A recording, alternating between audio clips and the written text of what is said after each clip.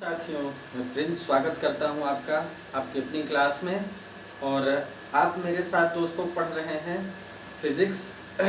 Physics में दोस्तों हम लोग देख रहे हैं ध्वनि तरंगों के बारे में। ध्वनि तरंगों के बारे में, ठीक है। ध्वनि तरंगे, ठीक है। फिजिक्स की ये क्लास दोस्तों आपके लिए स्टेट पीसीएस या वनडे एग्ज़ाम्स के जो भी परीक्षाएं हैं, इससे संबंधित परीक्षाएं हैं, चाहे वो यूपीपी हो, कांस्टेबल की परीक्षा, चाहे यूपीएसआई हो, चाहे सिविल सर्विस की परीक्षा हो, ये जो परीक्षाएं हैं इनमें साइंस का बहुत खास महत्व होता है। तो बायोलॉजी का सेक्शन हो, चाहे फिजिक्स या केमिस्ट्री का, कुछ सवाल इनसे पूछते हैं और आजकल जो है इनसे ज़्यादातर प्रश्न पूछे जा रहे हैं। तो दोस्तों मैं उम्मीद करता हूं कि जो भी वीडियोस हैं प्लेलिस्ट में, आप उनके माध्यम से जो है मदद मिल रही होगी आपको। आप उनको देखें और अपनी तैयारी को जो है एक अच्छी दिशा दें। दोस्तों स्वागत करता हूं मैं आपका आपकी इस नई क्लास में, जिसमें एक नए टॉपिक से शुरुआत होगी। दोस्तों तो ध्वनि में हम लोग क्या क्या पढ़ चुके हैं? परावर्तन पढ़ चुके हैं दोस्तों, परावर्तन देख चुके हैं हम लोग अनुरणन देख चुके हैं, अनुरणन देख चुके हैं। मैक संख्या देखा हमने पिछली क्लास में, मैक नंबर हमने देख लिया था। प्रघाती तरंगे देखी थी हमने, प्रघाती तरंगों को देखा था हमने कि कैसे वो जो है किसी वायुयान किसी भी जो है रॉकेट से या मिसाइल या जो सुपरसोनिक वायुयान होता है, जब वो बड़ी इमारत के ऊपर से गुजरता है तो किस तरह जो है भवन को नुकसान पहुंच जाता है प्रघाती तरंगों द्वारा। तो ये चीज़ें हमने शॉक वेव्स, जिसको हम शॉक वेव्स कहते हैं, शॉक वेव्स हमने देखी थी। तो दोस्तों ये सारी चीज़ें हो गई थी। आज का जो नया टॉपिक है, इसी क्रम में हम लोग आगे बढ़ रहे हैं दोस्तों। एक एक चीज़ों को बहुत ध्यान से समझते चलिएगा, टेक्निकल चीज़ें हैं ध्वनि से संबंधित। आइए आपको आज मैं जो है एक नया टॉपिक इसी में पढ़ाऊंगा दोस्तों। वो टॉपिक क्या है? वो है ध्वनि का अपवर्तन। ध्वनि का क्या है? अपवर्तन। ध्वनि का अपवर्तन, अपवर्तन मतलब refraction of sound, refraction of sound. आइए देखते हैं दोस्तों ध्वनि का अपवर्तन क्या होता है, ठीक है। देखिए ध्वनि एक माध्यम से दूसरे माध्यम तक जाती है, ये तो आपने देखा ही था। जैसे मान लीजिए वायु है, ये माध्यम वायु का है, ये माध्यम वायु का है, और ये जो माध्यम है ये जल का है, ठीक है। ये एयर है और ये क्या है? वाटर है। दो माध्यम है दोस्तों, और दोनों में जो ध्वनि की चाल अलग अलग है। सलाइन वाटर में अलग है, फ्रेश वाटर में अलग है, ये हमने देखा था। यहाँ बात हो रही है दो माध्यमों के ध्वनि के संचरण की, दो माध्यमों में ध्वनि के संचरण की। जब ध्वनि एक माध्यम से दूसरे माध्यम में जाती है तो क्या होता है? इसका अपवर्तन हो जाता है। जैसे ये ध्वनि वायु माध्यम से, यहाँ पर मान लीजिए ध्वनि का स्रोत है, यहाँ ध्वनि उत्पन्न हो रही है, यहाँ से चल के जब ये इस माध्यम में प्रवेश, आपने यहाँ देखा था परावर्तन, देखा था आपने कि जब ये परावर्तक पृष्ठ से टकरा के जो है वापस आती है। आपने इको देखा था, प्रतिध्वनि देखा था, ठीक है। प्रतिध्वनि थी ये क्या था? परावर्तन था। आपको यहाँ क्या देखना है दोस्तों? अपवर्तन। अपवर्तन में क्या होता है? जब ध्वनि दूसरे माध्यम में प्रवेश कर जाती है तो यहाँ क्या होगा? ये कह रहा है ये सिद्धांत कि ये अपने पथ से क्या होगी? विचलित हो जाएगी। पथ से क्या हो जाएगा? विचलन हो जाएगा। मतलब अगर ये स्ट्रेट आ रही है तो जरूरी नहीं कि दूसरे माध्यम में वो प्रवेश करे, तो वो स्ट्रेट ही रहे या उसी तरह से गति करे, उसी चाल से गति करे। क्योंकि आपको भी पता है कि जो ध्वनि की चाल होती है वो हर माध्यम में अलग अलग होती है। तो जाहिर सी बात है इस माध्यम में ध्वनि की जो है चाल अलग होगी, तो जब इस माध्यम में वो प्रवेश करेगी तो क्या होगा, अपवर्तन हो जाएगा और पद से क्या होगा, विचलन हो जाएगा। यही विचलन क्या होता है, ध्वनि तरंग का अपवर्तन कहलाता है, ध्वनि तरंग का अपवर्तन कहलाता है। तो दोस्तों ये हो गया रिफ्रैक्शन ऑफ साउंड। क्लियर हुआ? ठीक है। अब देखिए, अब इसमें जो है क्या होता है, टेम्परेचर का भी फर्क होता है। एक तो ध्वनि की चाल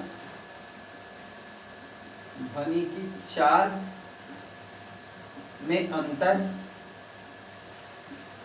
विभिन्न माध्यमों में ध्वनि की चाल में अंतर इसका कारण होता है। दूसरा, ताप का भी क्या होता है, अंतर होता है। वायु में जो टेम्परेचर होगा, ध्वनि में वो टेम्परेचर नहीं होगा। वायु में जो टेम्परेचर होगा, वायु माध्यम में, वो जल में टेम्परेचर नहीं होगा, अर्थात ताप का भी फर्क पड़ता है। क्लियर हुआ? अभी आगे हम चल के देखेंगे कि किस तरह ताप जो होता है ध्वनि की चाल को प्रभावित करता है। आइए, यहाँ आपको समझ में आया, यहाँ पर ध्वनि की चाल में किस लिए अंतर आता है, माध्यमों में अंतर के कारण ध्वनि की चाल में जो अंतर आता है या अपवर्तन होता है, वो क्या है, ध्वनि की चाल में अंतर हो जाता है किसमें, एक से दूसरे माध्यम में प्रवेश करने में। और दूसरी चीज क्या है, टेम्परेचर भी डिफरेंट हो जाता है, टेम्परेचर में भी डिफरेंशिएशन हो जाता है। समझ में आ गया? चलिए दोस्तों, ये बात आपको समझ में आ गई। अपवर्तन समझ में आ गई होगी कि किस तरह जो है अपवर्तन इसका होता है। ठीक है। अब देखिए, अपवर्तन के कुछ परिणाम हैं, हम अप्लाइड भी चीजों को सीखेंगे इसके साथ साथ। अपवर्तन के कुछ परिणाम हैं। अब देखिए, आपने देखा होगा दोस्तों, दिन में वही ध्वनि, उसी तीव्रता की ध्वनि को आपने देखा होगा दोस्तों, उसी तीव्रता की ध्वनि को आपने देखा होगा कि वो जो है दिन के समय कम सुनाई पड़ती है, दिन के समय उसी तीव्रता की ध्वनि कम सुनाई पड़ती है, लेकिन अगर वही ध्वनि रात में पैदा की जाए तो वो ज़्यादा सुनाई पड़ती है। जैसे ट्रेन की आवाज़ आपने सुनी होगी, अगर आपके आसपास रेलवे स्टेशन होगा तो आपने देखा होगा दिन में उतनी तेज आवाज़ नहीं सुनाई पड़ती, लेकिन रात में क्या होता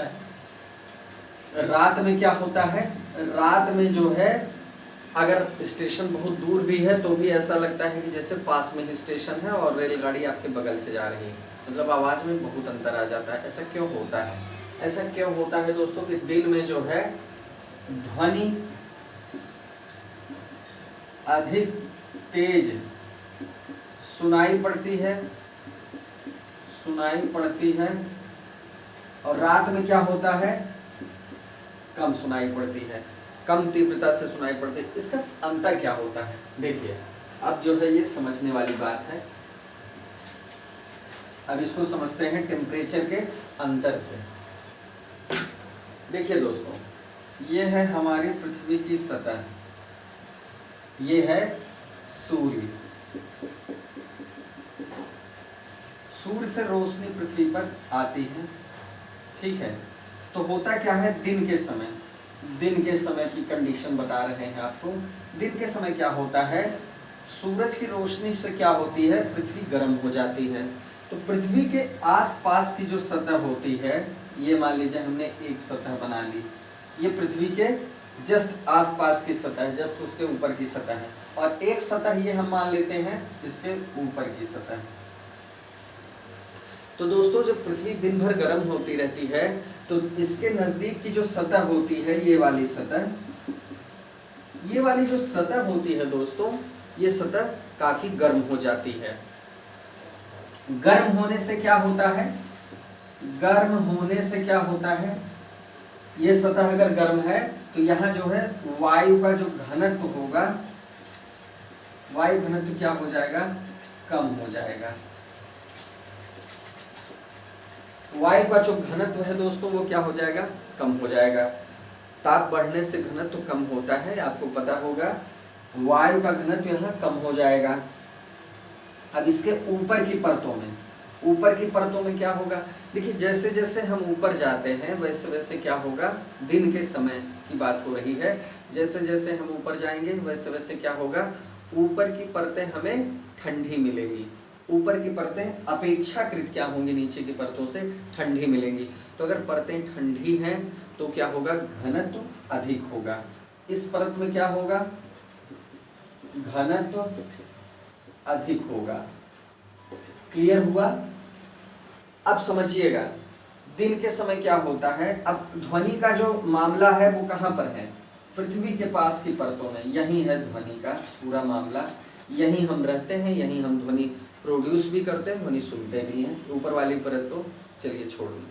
अब देखिए दोस्तों मामला क्या है, यहाँ पर ये वाली जो परत है, यहाँ पर क्या है, वायु घनत्व कम है, वायु घनत्व कम है।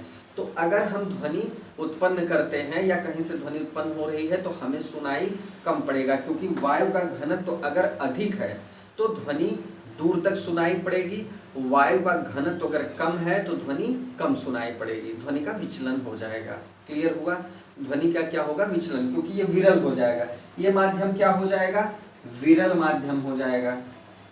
तो ध्वनि किसी माध्यम के अणुओं से ही तो आगे बढ़ती है, अगर वो माध्यम विरल हो जाएगा तो जाहिर सी बात है वो जो है उसकी चाल कम हो जाएगी, उसका विस्तार कम हो जाएगा। तो ये माध्यम दिन के समय विरल है, ये माध्यम सघन है। तो अब होगा क्या दोस्तों, होगा ये विरल माध्यम में दिन में, विरल माध्यम किस लिए है, क्योंकि यहाँ जो है वायु का घनत्व कम है। दोनों चीजें समझिएगा, पृथ्वी के नजदीक की जो सतह है गर्म होने की वजह से क्या होती है, माध्यम जो है विरल हो जाता है और वायु का घनत्व कम हो जाता है। माध्यम विरल हो जाएगा, घनत्व कम हो जाएगा, ध्वनि का संचरण जो है ज्यादा अधिक नहीं हो पाएगा।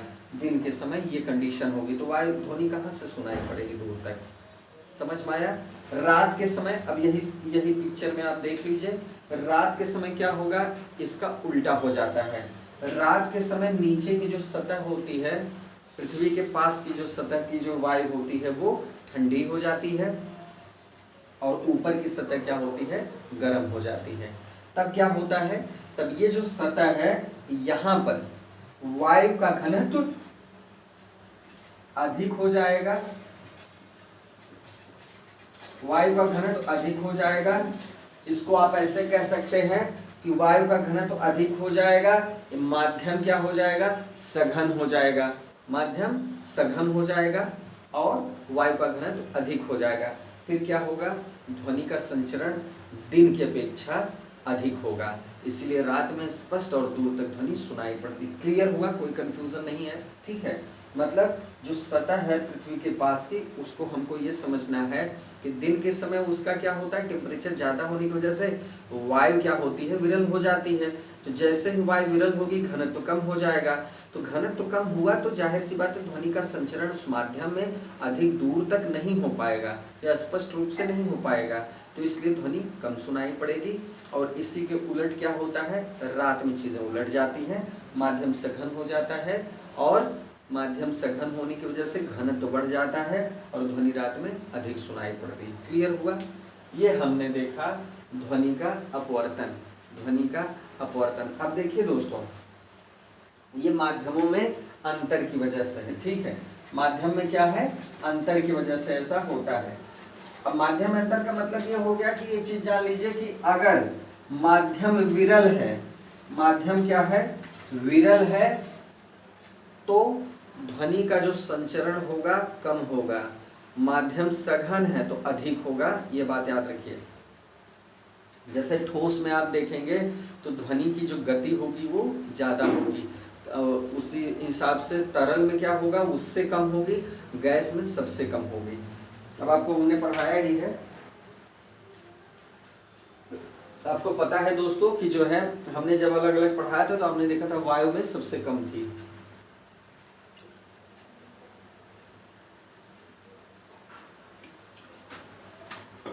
आइए दोस्तों देखते हैं इसके आगे।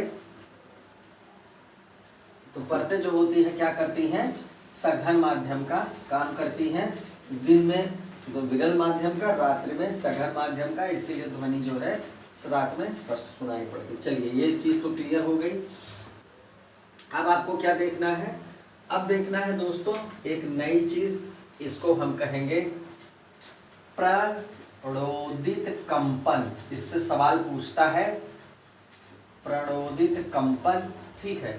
ये क्या है? Forced vibration, forced vibration. प्रणोदित कंपन क्या है? आइए देखते हैं दोस्तों, प्रणोदित कंपन क्या है। देखिए, कंपन करने वाली वस्तु है, ठीक है। अगर कोई बाह्य आवर्त बल लगाया जाए इसमें, बाह्य आवर्त बल, इसको हम कहेंगे एक्सटर्नल पीरियाडिक फोर्स। ये लग कहाँ रहा है? किसी भी, ये है कोई वस्तु। अब देखिए दोस्तों, कोई भी वस्तु हो, ठीक है, उसमें उसके कणों का जो है, अणुओं का कंपन होता रहता है, ठीक है। चाहे उसकी गति चाहे जो भी हो, लेकिन उसके अणुओं की एक स्वाभाविक आवृत्ति होती है। क्या होती है? एक इसकी एक स्वाभाविक आवृत्ति होगी, जिस आवृत्ति से उसके अणु क्या करेंगे? कंपन करेंगे, चाहे वो कितनी भी हो, ठीक है। किसी वस्तु में जो है ये अधिक हो सकती है, किसी वस्तु में कम हो सकती है। मतलब इस वस्तु में अणु जो उपस्थित होंगे, उन अणुओं की एक स्वाभाविक आवृत्ति होती है। क्लियर हुआ? अब मान के चलिए, ऐसा समझिए कि अगर इस पे कोई बाह्य आवर्त बल लगाया जाए, इस पे कोई बाह्य आवर्त बल लगाया जाए या एक्सटर्नल पीरियाडिक फोर्स लगाया जाए, ठीक है, तो क्या होगा? और ये फोर्स जो लगाया जा रहा है, ठीक है, ये फोर्स जो लगाया जा रहा है, ये अपनी आवृत्ति को किसके बराबर कर ले? इसकी स्वाभाविक आवृत्ति के बराबर कर ले। मतलब इस ये जो बल लग रहा है, इसकी एक आवृत्ति है, इसकी आवृत्ति इसकी आवृत्ति बराबर हो जाए, तो क्या होगा? ये जो ये वस्तु है, ये अपनी स्वाभाविक आवृत्ति को इसके साथ तालमेल बिठाने लगेगी। मतलब दोनों की आवृत्ति क्या होगी? बराबर हो जाएगी। दोनों की आवृत्ति क्या हो जाएगी? बराबर हो जाएगी। और क्या कंडीशन पैदा होगी? प्रणोदित कंपन की। क्या स्थिति पैदा होगी? प्रणोदित कंपन की, ठीक है।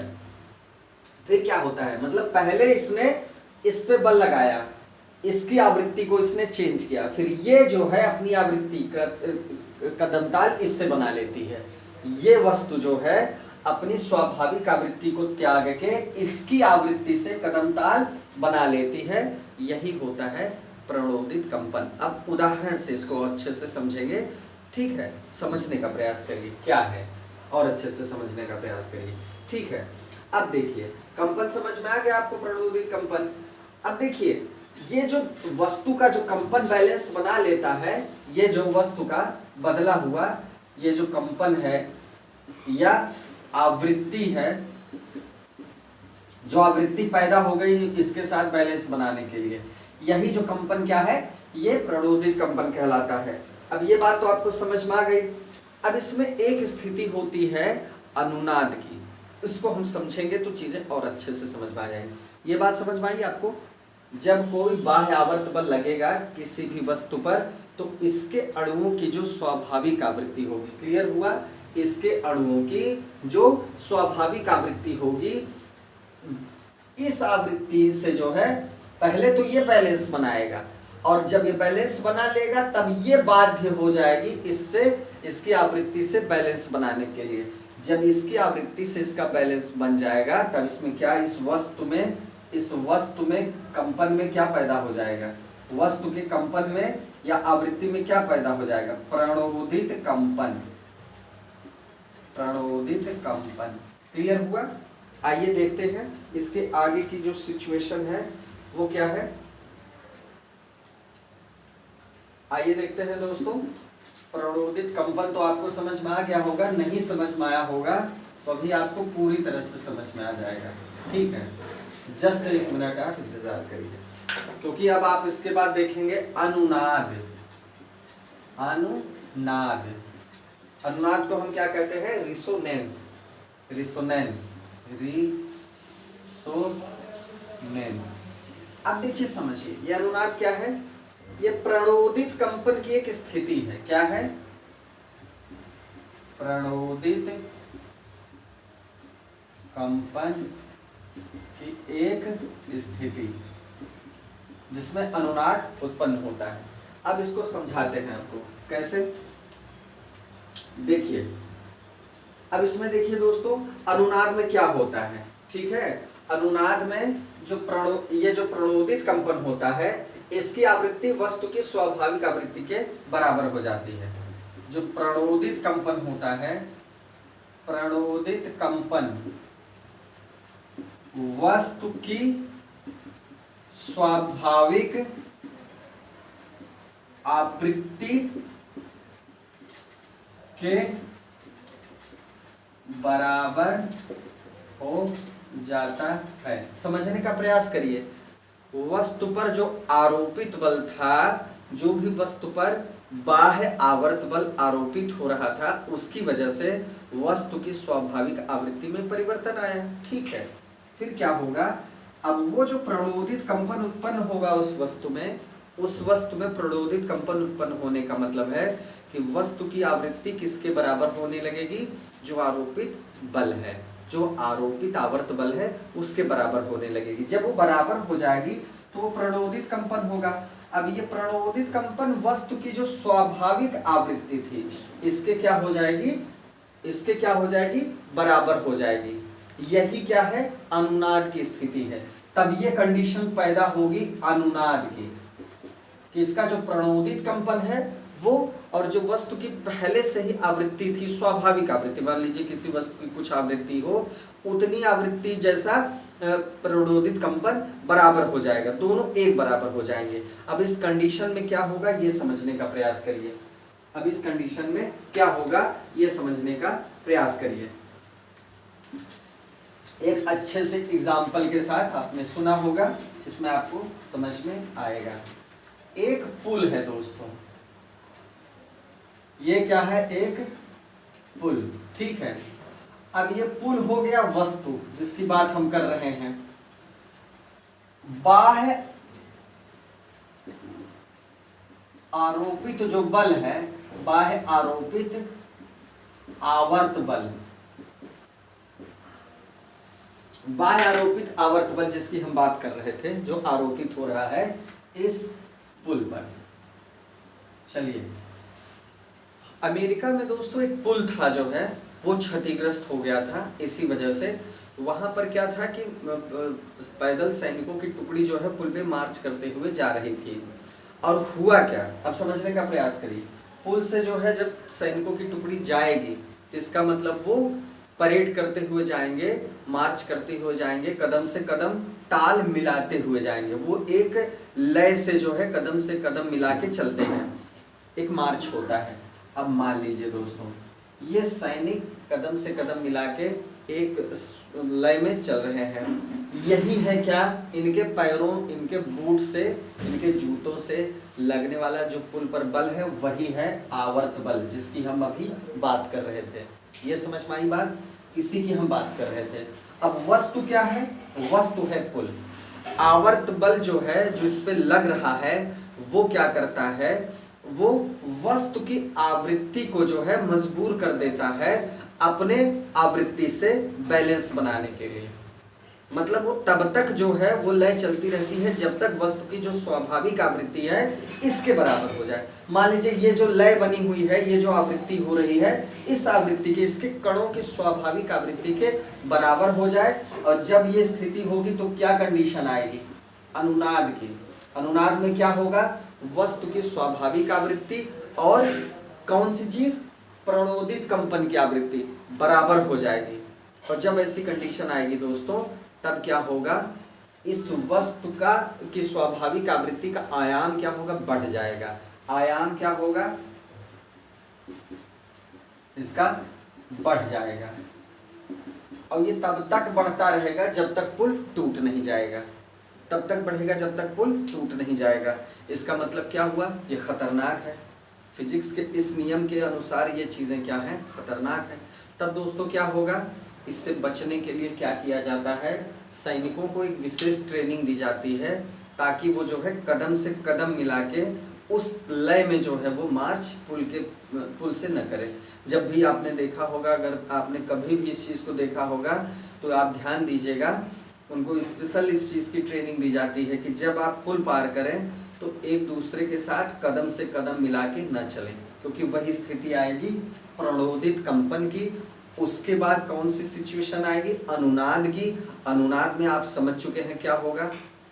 अनुनाद की वजह से फिर क्या होगा, वस्तु में, वस्तु की जो आवृत्ति है, वस्तु मतलब पुल, इसकी आवृत्ति क्या होगी, स्वाभाविक आवृत्ति बराबर हो जाएगी प्रणोदित कंपन के। आयाम इसका बढ़ता चला जाएगा और वो पुल की कंडीशन टूटने की स्थिति में आ जाएगी।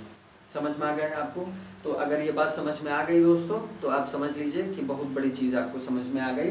प्रणोदित कंपन समझ में आ गया, अनुनाद समझ में आ गया। ठीक है, ये व्यवहारिक जीवन में जानने की बात है और ये सवाल पूछा भी गया है। ठीक है, महत्वपूर्ण चीज़ है, इसको ध्यान से समझिएगा। ठीक है, क्लियर हुआ? चलिए दोस्तों, प्रणोदित कंपन आपको क्लियर हो गया होगा। ठीक है, ठीक है, चलिए, प्रणोदित कंपन आपका कंप्लीट हो गया मेरे ख्याल से। एक उदाहरण और आपको बताते हैं, रेडियो। रेडियो का उदाहरण लेते हैं दोस्तों।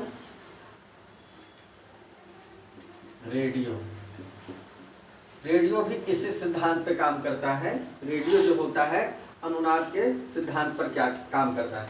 हम इसको समस्वरित करते हैं, आपने देखा होगा, जिसको हम ट्यून कहते हैं। समस्वरित का मतलब हम इसको ट्यून करते हैं, हम इसको ट्यून करते रहते हैं। रेडियो की धारिता जो होती है, रेडियो की जो धारिता होती है, इसके मान को हम बराबर बदलते रहते हैं, जिसको हम ट्यूनिंग कहते हैं।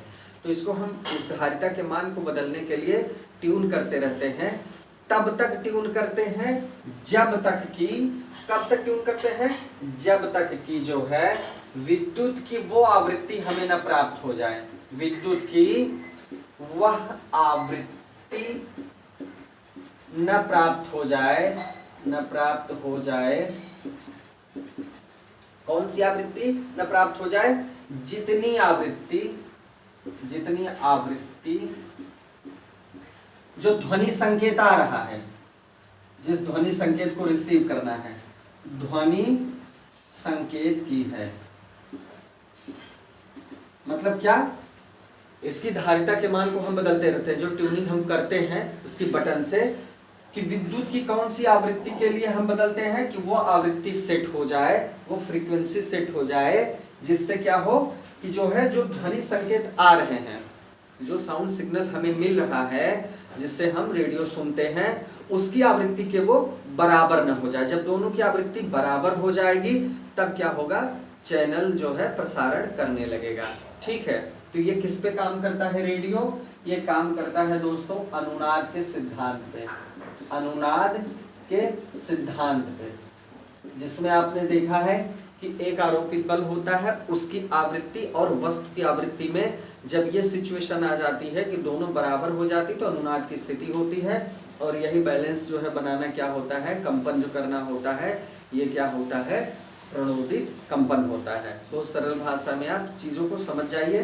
दो व्यवहारिक उदाहरण है, इनसे आप चीज़ों को और अच्छे से समझ सकते हैं। तो दोस्तों, आज का टॉपिक ये कंप्लीट हो गया। आज के लिए दोस्तों बस इतना ही। ठीक है, आज के लिए बस इतना ही, और आगे जो है कुछ चीज़ें और हैं उसको हम डिस्कस करेंगे। ठीक है, मेरे ख्याल से जो है ये बात आपको समझ में आ गई और ये टॉपिक जो है ध्वनि का ख़त्म हो गया। एक दो बातें और हैं, उनको डिस्कस कर लिया जाए। बहुत इम्पोर्टेंट तो नहीं है, लेकिन अगर आप समझ जाएंगे तो ठीक ही रहेगा। बहुत महत्वपूर्ण नहीं है, आप लाइटली इसको देख लेते हैं। ठीक है, मुख्य बातें हो चुकी हैं ध्वनि में। आइए दोस्तों, एक दो चीज़ और देख लिया जाए, ताकि कहीं से आपको कोई जो है दिक्कत ना हो अगर कभी पूछ भी लिया जाए, क्योंकि छूटना नहीं चाहिए कुछ भी। जैसे ध्वनि का व्यतिकरण एक है, ध्वनि का व्यतिकरण, सॉरी व्यतिकरण। व्यतिकरण क्या होता है दोस्तों?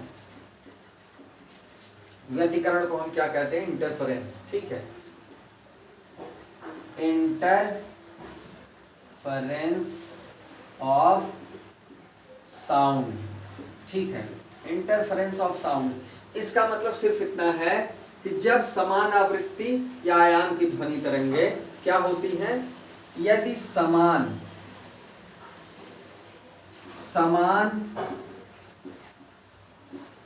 आवृत्ति समान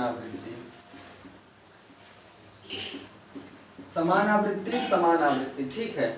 जब समान आवृत्ति और ठीक है, जब दोनों तरंगे मिलती हैं ध्वनि तरंगे एक बिंदु पर, ठीक है, क्या होती हैं, एक बिंदु पर मिलती हैं, तो यहाँ क्या होता है, ध्वनि ऊर्जा का क्या होता है, व्यतिकरण हो जाता है। क्या हो जाता है, व्यतिकरण हो जाता है। मतलब क्या हुआ, ये वितरण होना, व्यतिकरण मतलब रिफ्रैक्शन या इंटरफेरेंस, क्या होना, इंटरफेरेंस होना। मतलब इस ध्वनि ऊर्जा की आवृत्ति या आयाम समान है, इस ध्वनि ऊर्जा की आवृत्ति या आयाम समान है, तो यहाँ जब किसी एक बिंदु पर ये मिलते हैं, किसी भी एक बिंदु पर जब ये मिलते हैं तो वहां से क्या होता है, ध्वनि ऊर्जा का वितरण हो जाता है। इसी को इंटरफेरेंस ऑफ साउंड कहते हैं। बस इतनी सी बात है, ठीक है, बहुत महत्वपूर्ण नहीं है ये, लेकिन आप एक टर्म है, आप जान लीजिए। चलिए एक चीज और आप जान लीजिए दोस्तों, वो क्या है, विवर्तन, डिफ्रैक्शन। ये जो है थोड़ा सा महत्वपूर्ण है, ध्वनि का विवर्तन है, विवर्तन, इसको डिफ्रैक्शन कहते हैं, diffraction of sound, diffraction of sound. ये है क्या दोस्तों, देखिए जो ध्वनि का जो तरंग दैर्घ्य होता है, ध्वनि का तरंग दैर्घ्य मतलब हो गया, क्या हो गया, तरंग दैर्घ्य जो इसका होता है वो क्या होता है, 1 मीटर कोटि का होता है। कितना होता है, 1 मीटर कोटि का, ठीक है, समझ में आया, ठीक है। अब 1 मीटर कोटि का इसका तरंग दैर्घ्य होता है। अब मान लीजिए इसी 1 मीटर कोटि की कोई भी अवरोध, कोई भी डिस्टरबेंस इसके रास्ते में आ जाए, मतलब ध्वनि का तरंग दैर्घ्य इतना है, अगर इसी तरंग दैर्घ्य का कोई अवरोध इसके रास्ते में आ जाए तो ये क्या करेगी, ध्वनि जो है इसके अवरोध, जैसे जो अवरोध आया, मान लीजिए ध्वनि आ रही है, ये अवरोध आ गया, इसके किनारे से होके क्या हो जाएगी, मुड़ जाएगी, इसके अवरोध के किनारे से होके वो मुड़ जाएगी। यही बस मुड़ना जो है क्या है, इसी को हम डिफ्रैक्शन ऑफ साउंड कहते हैं। Very simple, diffraction of sound या ध्वनि का विवर्तन यही है कि जब इसके मार्ग में कोई अवरोध जिसकी तरंग दैर्घ्य भी 1 मीटर कोटि की है, ध्वनि की तो है ही, तो क्या होगा, ये अवरोध के किनारे से होकर मुड़ जाती है, इसे विवर्तन कहते हैं। विवर्तन की घटना की वजह से ही हम आवाज सुनते हैं। जब हम रूम में होते हैं तो बाहर से कोई आवाज आती है, तो जो खिड़की है या दरवाजे हैं इसके कोनों से जो है होके आवाज हम तक आती, मतलब वहां से टकराती, वो अवरोध का काम करता है और वहां से विवर्तित होके हमारे कानों तक ध्वनि पहुंचती है। ये इसी सिद्धांत पे काम करती है, डिफ्रैक्शन ऑफ साउंड। क्लियर हुआ दोस्तों?